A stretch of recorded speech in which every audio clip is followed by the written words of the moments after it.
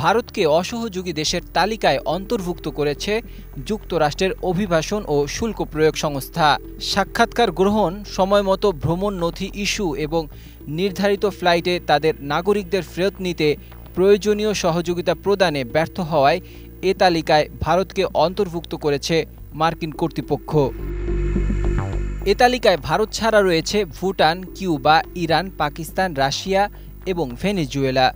আইসিই জানিয়েছে এই দেশগুলো সাক্ষাৎকার গ্রহণ, সময়মতো ভ্রমণ নথি ইস্যু এবং নির্ধারিত ফ্লাইটে তাদের নাগরিকদের ফেরত নিতে প্রয়োজনীয় সহযোগিতা প্রদানে ব্যর্থ হয়েছে।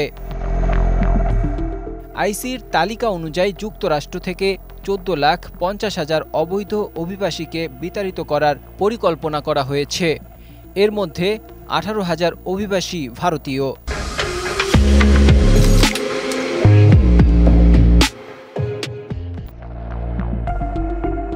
সাম্প্রতিক বছরগুলোতে প্রায় 90,000 ভারতীয়কে যুক্তরাষ্ট্রে অবৈধভাবে প্রবেশের চেষ্টাকালে আটক করা হয়েছে। টাইমস অফ ইন্ডিয়া জানিয়েছে এদের অধিকাংশই পাঞ্জাব, গুজরাট এবং অন্ধ্রপ্রদেশের বাসিন্দা। অনেক ভারতীয় অভিবাসী যুক্তরাষ্ট্রে তাদের অবস্থান বৈধ করার চেষ্টা করলেও এই প্রক্রিয়া বেশ সময়সাপেক্ষ। বৈধতার আবেদনে 2-3 বছর সময় লাগতে পারে।